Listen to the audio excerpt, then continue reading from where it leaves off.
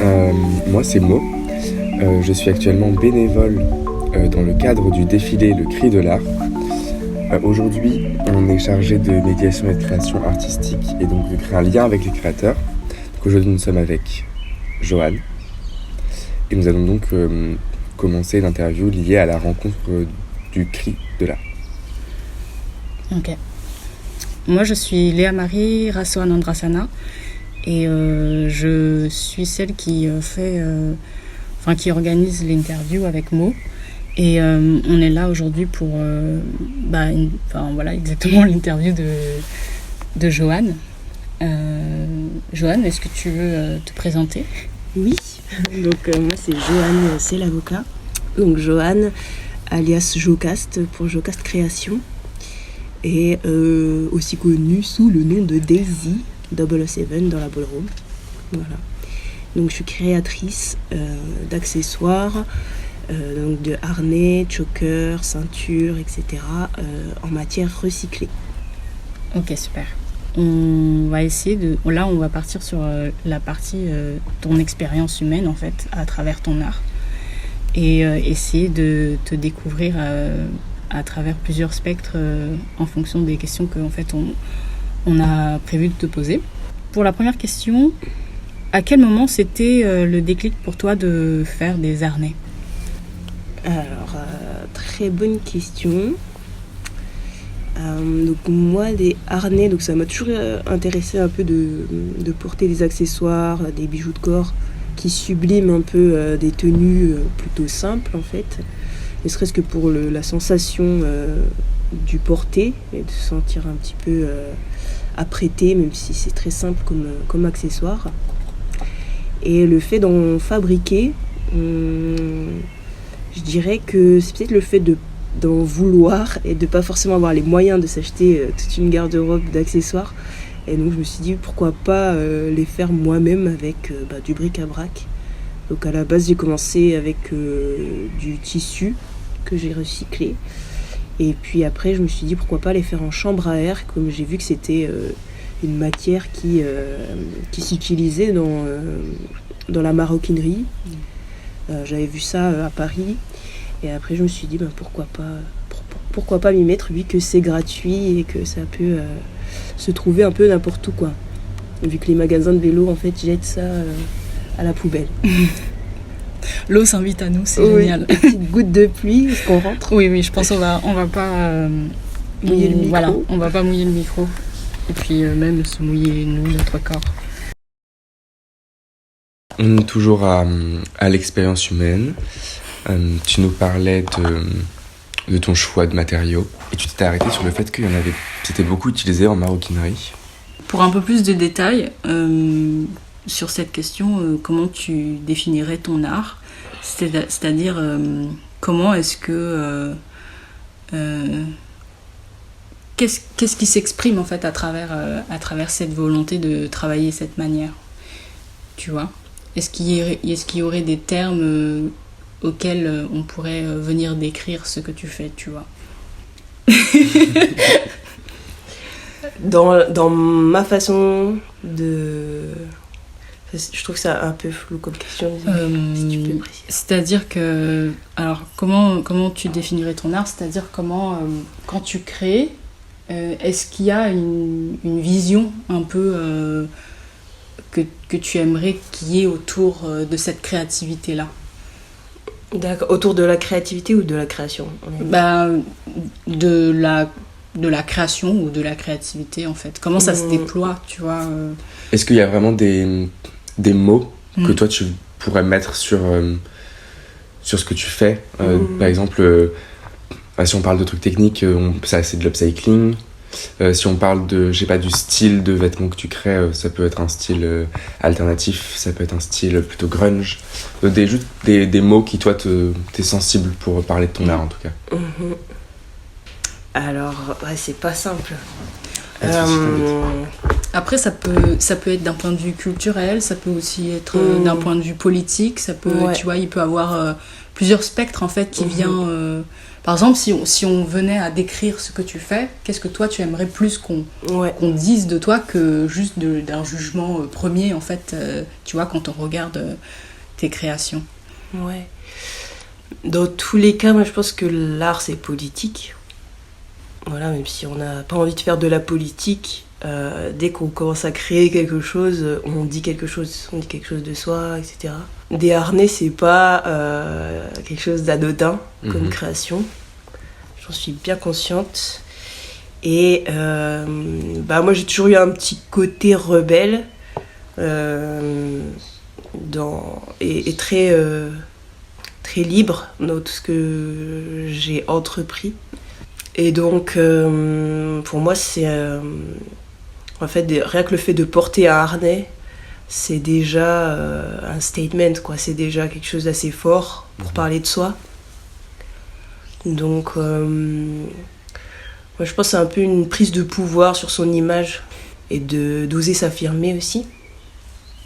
Donc, personnellement, dans mon histoire, moi, c'est vrai que j'ai eu vraiment, pendant de nombreuses années, je me suis pas beaucoup exprimée, j'ai beaucoup observé, j'ai beaucoup appris, j'ai beaucoup été à l'école, jusqu'à en avoir un peu marre de l'école et à vouloir vraiment me détacher de tout ce qui est institutionnel pour vraiment créer aussi quelque chose qui sort de mon imaginaire, que ce soit musicalement, parce qu'avant j'étais plus dans le milieu musical, donc j'étais professeur de musique.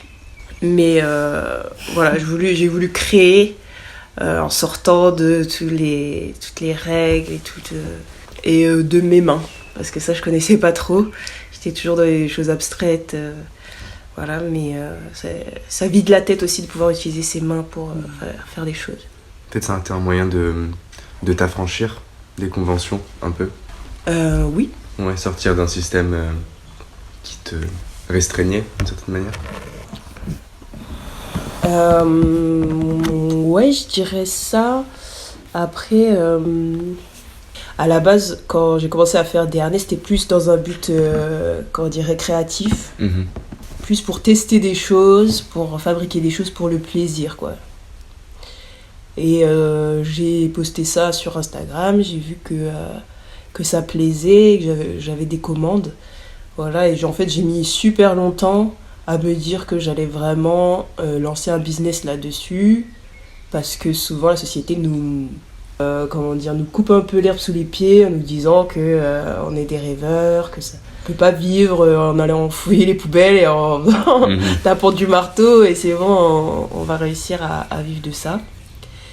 Donc j'ai mis vraiment du temps en continuant à faire des jobs et des métiers qui forcément ne me plaisent pas à 100% mais plus en mode gagne-pain. Et oui, au bout d'un moment, à force de faire des burn-out, je me suis dit bon, je vais faire quelque chose qui me fait du bien. Et même si ça prend du temps, au moins je sais, je vais pas me brûler le cerveau avec ça, quoi. Voilà. Et donc par rapport à mon histoire personnelle, encore une fois, c'est vrai que moi j'ai pas beaucoup pu m'exprimer pendant longtemps pour plein de raisons. Déjà j'ai évolué dans un milieu un peu raciste, homophobe pendant très longtemps, trop longtemps, et du coup juste pour pouvoir survivre dans ce milieu-là, j'ai juste dû rester dans ma bulle et faire à la base c'était plus de la musique, mais toujours faire mon petit art dans ma bulle, quoi, jusqu'à trouver un milieu suffisamment safe pour pouvoir justement m'exprimer comme il faut. C'est assez inédit de faire ça et je me suis demandé comment est-ce que tu es arrivé à faire ça. C'est quoi ton expérience humaine pour te dire ok, je vais faire des harnais en fait. Quand est-ce que en fait cette matière-là en fait vous vous êtes rencontrés et vous vous êtes dit ok, c'est cette matière-là que je veux travailler.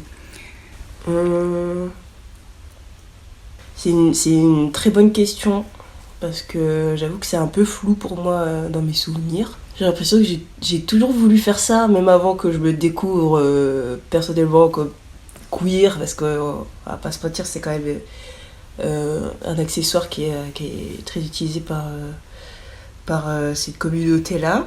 Même avant ça, j'étais très attirée par des accessoires de corps, etc. Non, je ne saurais même pas dire. Okay. Je ne saurais pas dire. Je sais qu'avant ça, au début de ma vingtaine, j'avais fabriqué des corsets. Donc corset, c'est encore autre chose, c'est pas du tout les mêmes techniques et tout ça, mais il y a toujours ce côté où on a besoin de se sentir, embrassé par le vêtement. D'embrasser le vêtement, c'est-à-dire... qu'est-ce que tu veux dire par là ? Ouais, se sentir embrassé par le vêtement. Alors moi, je sais que j'ai ce truc-là que souvent on m'a fait la remarque, Joanne, tu t'habilles bien, t'as des belles vestes, etc.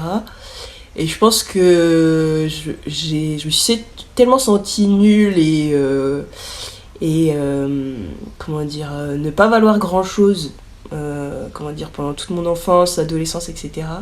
Que j'avais ce besoin-là aussi de moi-même pour me sentir, pour juste vivre mes journées, de juste me sentir bien dans mes vêtements pour pouvoir affronter mes journées, je pense. Et du coup, j'ai toujours eu ce besoin d'aller trouver des pièces qui me font me sentir bien dans mon corps, quoi. Et donc, que ce soit le corset à une époque, le harnais, les vestes, pour faire plus sobre. Mais oui, il y a toujours ce truc-là de se sentir embrassé par le vêtement et une sorte d'armure un peu. Ok. C'est marrant parce que tu emploies le terme embrasser pour le vêtement, et après tu viens solidifier un peu quelque chose avec l'armure, en fait. Tu peux m'arrêter si je me trompe, mais il y a aussi ce contraste entre quelque chose de très sensible et en même temps quelque chose de très fort et présent, en fait, à travers justement le harnais, ou avec ce que tu fais de tes mains, en fait, ce qui se traduit à travers la matière et tes mains. Après, c'est un échange. Il y a des échanges comme ça, tu vois. Et après, si tu sens que tu peux redire quelque chose par la suite. Ouais. Mais alors, ça s'entend pas, hein, mais je suis une personne... je pense qu'il y aura des images aussi. Oui.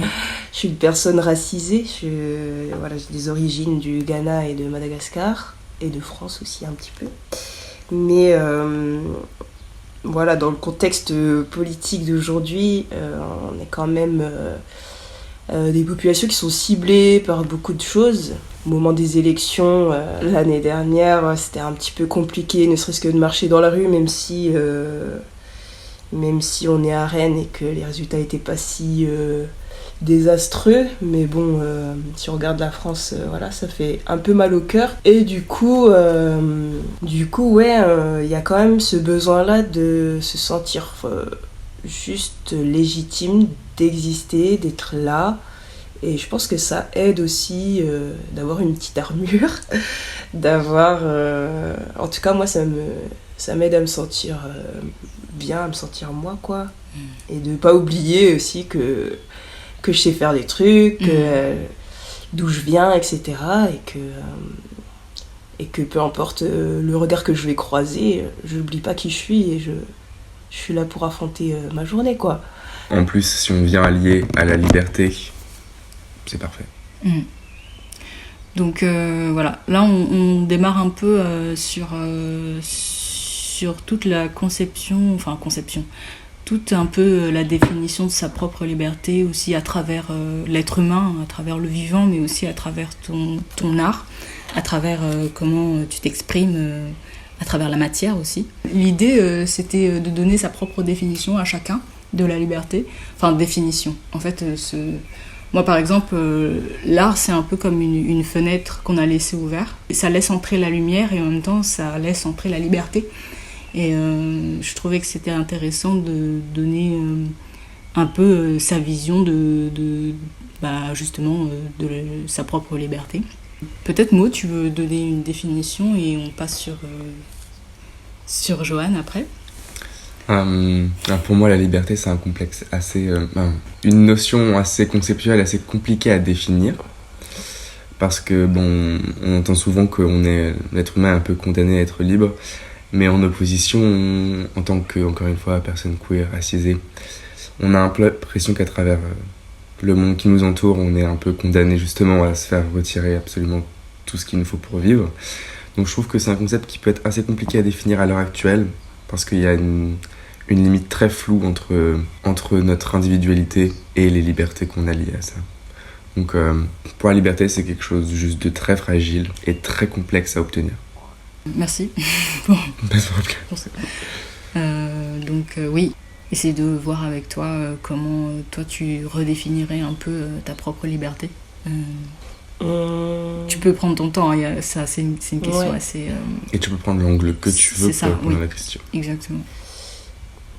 Pour moi, la liberté, je dirais, en tant qu'être humain, c'est peut-être aussi de savoir se rappeler. Je vais dire un truc un peu gros, mais qu'on est sur un caillou qui tourne au milieu du néant à je sais plus combien, 68 000 km/h. Non, je dis n'importe quoi, mais de pas oublier ça, quoi. Et que peu importe le degré de folie de l'humain, de pas oublier ça, en fait. Oui. Parce qu'il y a plein de choses qu'on a l'impression qu'on nous impose, mais qu'en fait, on est beaucoup plus libre que ce qu'on croit. Par exemple, quand j'étais prof, mes collègues me disaient tu peux pas démissionner de l'éducation nationale. Et ils y croyaient, en fait, quand ils me disaient ça. Et c'est pas arrivé une seule fois, quoi. Donc c'est vraiment ce truc de... Mais en fait, t'es fonctionnaire aujourd'hui, tu peux pas partir. Et je leur disais, c'est ce qu'on va voir. Parce que c'est vrai, parce que j'ai fait 5 ans d'études, le CAPES, machin. Parce qu'à un moment donné, je sais ce que je voulais. Enfin, je pensais que c'était ce que je voulais. Mais on a toujours le choix de recommencer ailleurs, et même si ça fait peur. Et c'est juste, pour moi, la liberté, c'est de savoir qu'on a ce pouvoir-là de chaque jour qu'on vit, on a encore du choix. On peut reprendre conscience de son libre arbitre et des décisions qu'on peut prendre. Ouais, mais vraiment de sentir ça, quoi. Je pense qu'on est beaucoup... La plupart des humains sont un peu détachés de ça, parce qu'on est bombardé d'informations tout le temps. Quels sont nos devoirs en tant que citoyen, dans quelle société on est, etc. Mais on est surtout du vivant encore. J'aimerais reprendre un peu avec toi cette vision de l'univers. C'est assez intéressant. C'est-à-dire que on oublie souvent qu'on est juste, comme tu disais, on est un peu sur une terre, et puis après il y a l'univers, et après il y a tout ce néant là. Et si tu veux, il y a un côté un peu absurde de la vie, du vivant. Comment revenir un peu à la... C'est-à-dire que il y a toute cette conception de la prise de recul sur individuellement, en fait, notre corps par rapport à tout ce qui est autour. Et souvent, on a tendance à être dans sa petite bulle, et c'est ça qui un peu nous restreint de cette vision spectrale, en fait, de tout ce qui est possible. Et tout ce qui est possible d'arrêter, ou justement de se permettre de vivre. Je voulais juste voir comment toi, tu visualises ce côté un peu absurde de la vie qu'on a tendance à nous mettre constamment dans notre quotidien, en fait. C'est une question un peu bizarrement formulée, mais je sais pas si tu me comprends. Comment je fais la séparation entre ce qu'on nous impose et ce qu'on est ? C'est ça. À quel... comment tu prends le recul, en fait ? En tant qu'artiste, et même en tant qu'individu, en tant que vivant, comment tu te dis, ok, là, en fait, il y a ça, et puis il y a moi. Ouais. Tu vois ? C'est assez profond, hein, comme... si tu veux, on passe, mais je trouvais que c'était intéressant aussi de donner un peu d'autres spectres de vision par rapport à son vivant à soi, en fait. Ouais. Et je trouve que chaque artiste a son échappatoire de réalité, en fait. Ouais. Une façon de sortir du système. C'est ça. Une façon aussi de sortir justement de cette réalité qu'on essaie de nous imposer quotidiennement, quoi. Je dirais comment est-ce que moi je sors de... Comment je reviens à moi-même, en fait, c'est un peu Oui. ça. Oui. Alors, je dirais qu'il y a la respiration. Oui. Fermer les yeux, écouter les battements du cœur, sa respiration. Non, plus sérieusement, en fait c'est très vrai ce que je viens de dire, mais moi je reviens toujours désolé, c'est un peu glauque, mais la mort. C'est-à-dire que, on va tous mourir, c'est très tabou pour plein de gens. Mais, alors, moi c'est en 2017, j'ai ma petite sœur qui est décédée assez brutalement d'un accident de voiture. Et depuis, c'est vrai que je me pose plein de questions sur qu'est-ce que je fais. Qu'est-ce que je fais? Pourquoi je le fais? Est-ce que c'est moi ou est-ce que c'est pour faire plaisir aux autres? Et je vois plus mes journées de la même façon, quoi. Je pense que ça joue aussi. Comme, je l'ai vue naître, grandir, devenir une petite femme. Elle avait 19 ans et puis après, voilà, elle est morte. Et donc je vois un petit peu son petit chemin de vie, son petit bout de vie, quoi, on va dire. Et je me dis, mais qu'est-ce que, moi qui ai encore la chance d'être là, qu'est-ce que j'ai envie de voir, qu'est-ce que j'ai envie d'expérimenter, où est-ce que je mets mon énergie, tout ça, quoi. Et du coup, j'ai l'impression d'avoir un peu plus les yeux ouverts sur ne serait-ce que ma situation personnelle, comme ce que les gens pensent qu'ils croient être obligés de faire, on va dire. Non, mais c'est vrai que la mort, en fait, en soi, je pense que c'est la seule chose sur laquelle on n'a pas le contrôle et qui nous ramène un peu à la vie, en fait. C'est ces deux choses qui sont ensemble. Et ça a l'air d'être quelque chose qui nous ramène profondément à ce qui est comment dire ça, fondamental, avec le lien entre toi, par exemple, ici on a l'exemple de ta sœur, mais ça peut être aussi d'autres liens pour d'autres personnes. Est-ce que tu veux rajouter quelque chose? Est-ce que on parlait d'un moyen d'être ancré dans la réalité. C'est vrai que la perte d'approche, le deuil, c'est un peu le meilleur moyen de... En fait, tout devient presque absurde et moins réel que ça. Je trouve qu'il n'y a rien de plus réel que la mort. Et c'est quelque chose qu'on va tous être amenés à expérimenter, que ce soit la nôtre ou celle de quelqu'un qu'on connaît ou qu'on aime. Donc je trouve ça très vrai, ce que tu dis par rapport à ça. Puis c'est une expérience universelle, mais en même temps, personne n'aura la même expérience par rapport à ça. Donc, c'est très sensible et très tangible aussi. C'est ça qui est fort, beau et dur. Alors du coup, on va reprendre en s'aiguillant un peu vers la matière. Donc avec le choix de cette matière, c'est quoi l'empreinte que tu choisis de laisser sur l'espace autour de toi, sur l'espace qui est la Terre? L'idéal, c'est le moins possible d'empreintes, mais on vit au 21e siècle, donc c'est un peu compliqué. Mais en tout cas, si je crée quelque chose, j'aimerais bien que ce soit un maximum écolo.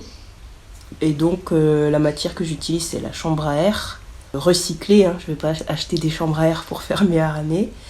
Donc ce qui est bien, c'est que déjà elle est super agréable à travailler, cette matière. C'est une matière que j'adore découper, et moi j'adore découper, je me souviens, j'adore découper depuis enfant. En maternelle, j'ai ce souvenir là avec les ciseaux de vraiment kiffer, être en train de découper, voilà, de se sentir puissant comme ça avec des gros ciseaux. Et je trouve que la matière de chambre à air un peu caoutchoutée comme ça, c'est super propre une fois que c'est découpé, j'adore. Pourquoi la chambre à air aussi, donc c'est recyclé, donc c'est top. Et le chat qui s'excite sur les oiseaux. Nico, c'est ouvert, hein, tu peux y aller. Donc j'ai pas inventé ça, hein. Si on regarde un petit peu partout dans le monde, que ce soit en Asie, en Afrique, en Amérique du Sud aussi, ils récupèrent tout ce qui est pneus, chambre à air, tout ça pour fabriquer des chaussures, des sandales, des accessoires super solides. Et donc ça rentre dans un truc d'upcycling et tout ça, quoi. Même s'ils appellent peut-être pas ça comme ça. Mais voilà, en général, les populations précaires, que ce soit les personnes queer et puis certaines populations, eh bien, c'est une matière qui est réutilisée souvent puisque c'est solide. Je sais que le butyl, c'est hypoallergénique en plus, donc c'est vraiment top. Donc upcycling. Ok.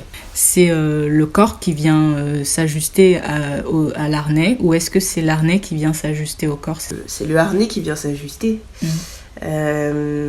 Ça, c'est sûr. Parce que déjà, selon ce qu'on souhaite, on va pas choisir le même harnais. Si c'est juste quelque chose d'assez fin, léger, ou si c'est une pièce assez grosse, parce que je fais aussi des grosses pièces avec des gros anneaux en doré. Et du coup, voilà, ne serait-ce que sur la forme du harnais, mais aussi, je fabrique pour toutes les morphologies. Sur mon site, quand tu commandes une pièce, tu rentres tes mensurations en centimètres lors de la commande. Et donc, tu as vraiment un bijou qui est personnalisé, quoi. Donc, l'idéal, c'est que chacun vraiment se sente dans une pièce qui est comme une seconde peau. Donc, c'est pour ça que c'est vraiment du sur-mesure que je le fais, quoi. On rajoute un peu sur la question de... Qu'est-ce que Joanne souhaite créer entre la matière et le corps? Le lien qu'elle souhaite créer entre la matière et le corps de celui qui porte. Du coup, je te laisse rajouter ce que tu avais à dire. C'est des harnais, ce sont des harnais assez souples du coup. Contrairement à ce qu'on peut trouver d'habitude des harnais en cuir ou qui sont plutôt assez rigides. Ce que j'aime bien, c'est que ça se porte aussi bien nu, on va dire, entre guillemets, sur la peau directement ou sur les vêtements. En fait, ce que j'aime bien et que j'ai découvert un peu par la suite, c'est que y a des performeurs qui portent mes créations et c'est assez souple et confortable. Par exemple, je pense à des drags ou à des performeurs de danse. Et du coup, ça épouse bien le mouvement aussi. Et ça, je trouve ça assez top parce que c'est léger et souple. À la fois une armure, mais une armure qui est comme une seconde peau, quoi. Avec cette expérience par rapport à la création, ton univers, tu vas forcément avoir des inspirations liées à ça. Donc si tu peux nous en parler, ça peut être de la musique, ça peut être des personnes, ça peut être des lieux, ça peut avoir un rapport très personnel à toi, comme ça peut être complètement extérieur. C'est vraiment ce qui représente un peu ton art. Alors je dirais que moi je sais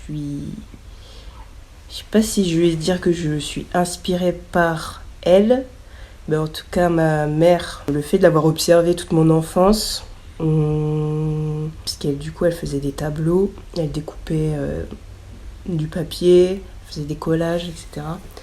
Elle faisait des expos, etc. Et en fait le fait de l'avoir découpée et être concentrée pendant des heures et des heures et des jours et des semaines sur un même tableau, pour moi c'est ancré comme quelque chose d'une activité normale. Et du coup je me suis jamais posé la question j'avais trouvé que les artistes étaient en marge, comme beaucoup de choses que j'ai pu comprendre un peu de ce qui se faisait dans la société. Pour moi, c'était la normalité. Donc, finalement, je fais que reproduire. Voilà, je fais juste reproduire en fait ce que j'ai vu quand j'étais enfant. Et pour moi, c'est tout à fait normal d'être assise à mon atelier et de découper de la chambre à air, finalement. Je ne trouve pas ça du tout original ou bizarre ou quoi. C'est dans tes habitudes très tôt, quoi. Comment ? C'est un peu comme dans tes habitudes très tôt. c'est ce que je voyais quand j'étais gosse, donc c'était pas de la chambre à air, c'était du papier, mais ça revient un peu au même. Est-ce qu'on peut dire qu'au début, justement, c'était plus un échange maternel que tu avais avec cette matière, et aussi il y a plus un côté un peu de l'ordre du jeu, en fait, avec le lien de ta maman. Et c'était ça un peu la première relation, en fait, la première inspiration. Est-ce qu'on peut employer ces termes-là? C'est marrant parce que je découvre en même temps que je parle. Mais je pense que j'ai toujours pratiqué un art, même si j'ai beaucoup changé de sorte, de forme d'art. Et du coup, c'est quelque chose qui fait partie de moi, en fait, depuis toujours. Quand j'étais petite, je faisais de la danse, je fais du théâtre, je fais plein de formes de théâtre différentes, j'ai fait plein d'instruments de musique, de chorale, de groupes de musique, etc., de fanfares, d'orchestre, etc. Et du coup, à un moment donné, là je suis tombée sur la chambre à air, mais qui me dit que demain ce sera pas le banjo, que sais-je. Non, en vrai, j'en sais rien, mais j'aurais du mal à vraiment. Je sais que j'ai besoin de ça et que je pourrais pas faire autrement, quoi. Il y a quelque chose qui est très inspirant chez toi, c'est ton lien avec juste ce qui s'exprime, en fait. Comme une espèce d'un premier jet. Une première chose qui vient se manifester, en fait, chez toi, et tu choisis juste de le vivre pleinement, et j'ai l'impression que c'est vraiment quelque chose qui, toi, te permet vraiment de mieux comprendre un peu tes spectres. Et c'est marrant parce que, comment te dire, au début, tu nous parlais du lien avec ta maman et aussi de comment ça s'est traduit. C'est quelque chose qui s'est fait il y a longtemps. Enfin, je veux dire, c'est des souvenirs maintenant, aujourd'hui. Et dans ta vie, en fait, d'humaine, dans ton expérimentation comme ça, aujourd'hui, t'arrives à matérialiser ça, en fait. T'es arrivé à matérialiser un souvenir, en fait. Comment est-ce que tu vois cette vision-là, venir matérialiser un souvenir, en fait. Je sais pas si c'est clair. Je sais pas si c'est clair. Je pense pas que ce soit volontaire. Oui. Je pense que j'avais besoin d'utiliser mes mains. J'ai vécu plein de trucs plus ou moins traumatiques, on va dire, et j'ai toujours travaillé dans des trucs où j'avais pas besoin de mes mains. Ce que je veux dire, c'est que c'est très dans l'air comme ça, et là c'est très concret, en fait, du découper, de taper du marteau, d'assembler des morceaux, de créer une pièce de A à Z, et à la fin il y a un objet. Oui. Et donc je trouve que ça vide la tête, et que je sais pas, j'avais envie juste de bouger, de changer de forme d'art. Mais oui, quand je parle de ma mère, finalement on faisait de la musique aussi. Ouais, je viens d'une famille nombreuse où ma mère a choisi de faire une chorale avec tous les enfants de la famille, et du coup on allait jouer à gauche à droite. Donc peu importe la forme d'art, je pense que moi j'ai besoin d'expérimenter à chaque fois quelque chose, et je ne vais pas toujours au bout, mais j'aime bien tâter un petit peu de tous les terrains. Peut-être c'est le processus qui te plaît aussi. C'est tout ce que tu vis à travers justement cette expression-là de la matière et aussi du toucher qui vient te donner une forme d'existence, enfin une forme d'existence c'est bizarre, mais qui vient te donner une couleur ou une forme, oui, peu importe en fait comment tu te décris, en fait.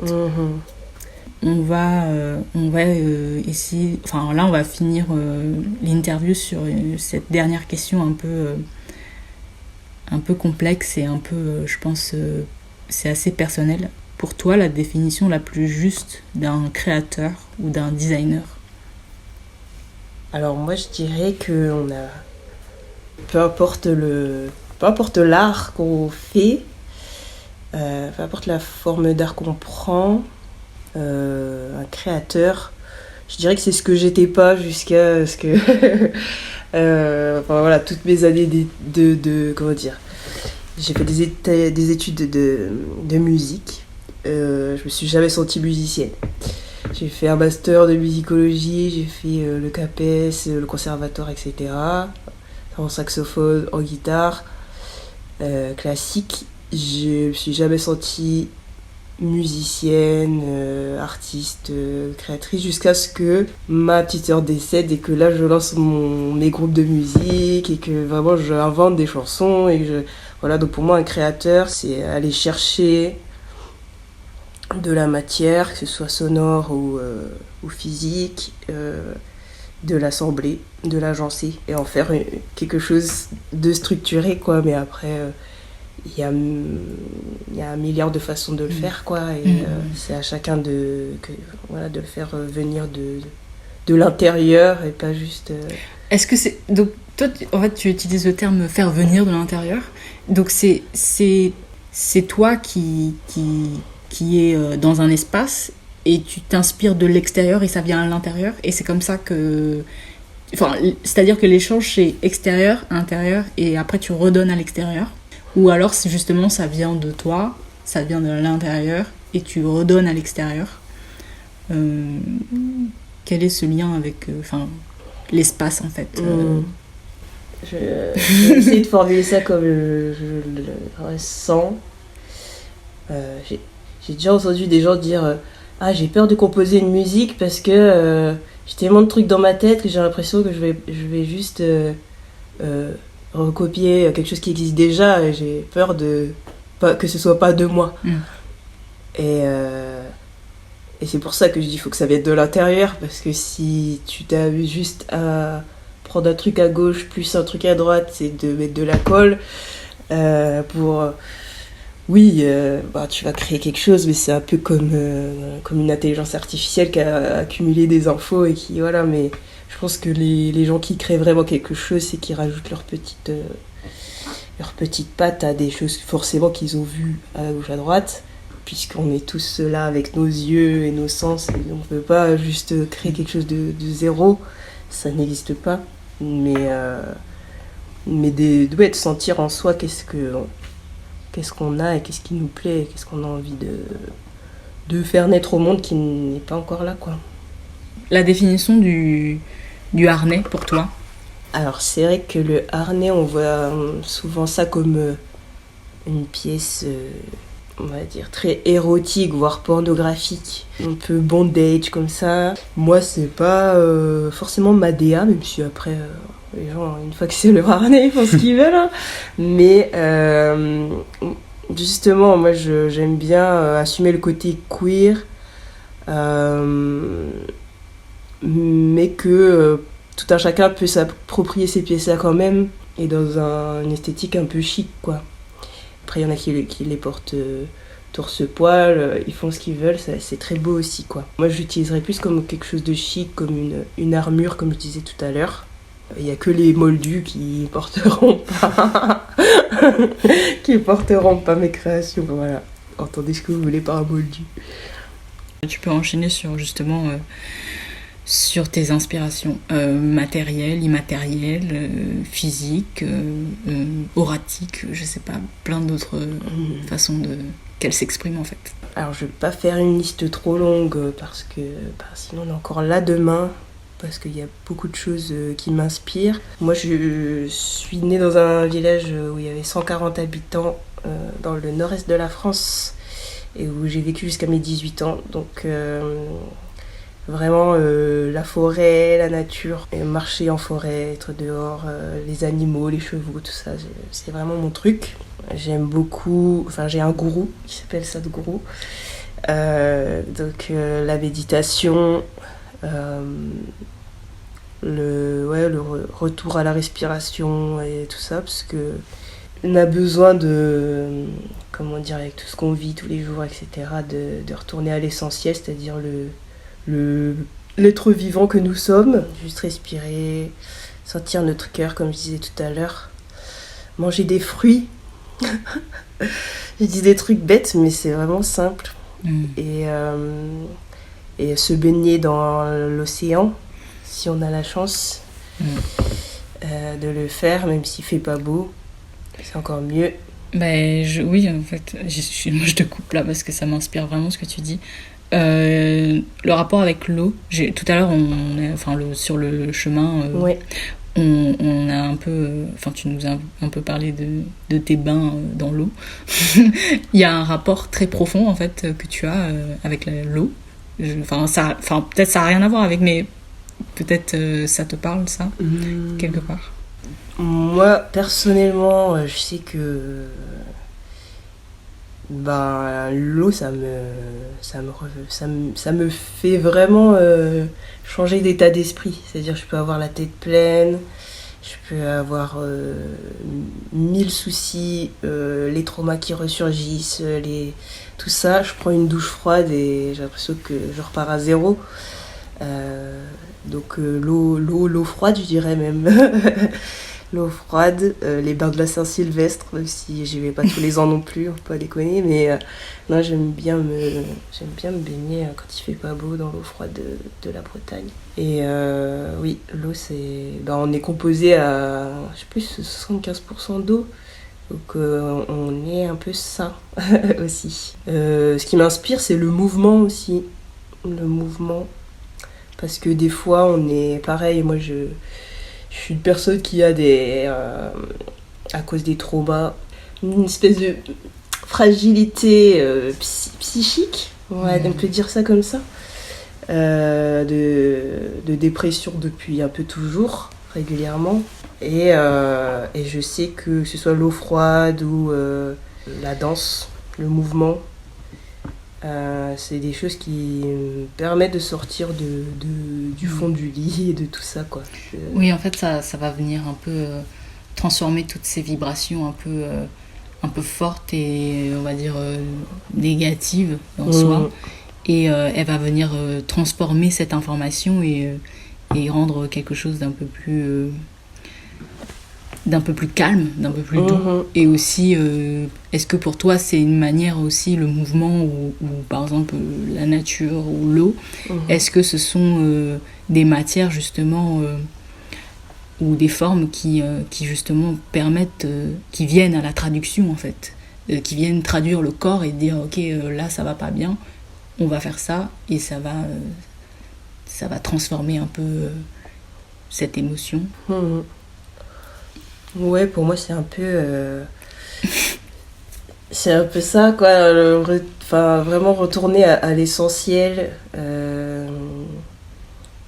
le mouvement, que ce soit le mouvement, l'eau, le son, la matière, vraiment expérimenter la matière, que ce soit en créant, que ce soit en se plongeant dans l'eau ou quoi. Tout ça fait revenir à l'essentiel aussi un peu, quoi. Ok. Bon, écoute, merci beaucoup pour cet échange et cette ouverture en fait de ta vie et ton expérience. Et on a beaucoup de matière du coup, donc c'est super. Ouais. Et merci de nous avoir donné cette possibilité en fait de cette ouverture de toi dans ce projet en tout cas. Je trouve que ça peut être très inspirant pour les gens qui restent. Voilà. Merci pour l'interview. Merci de vous être déplacés.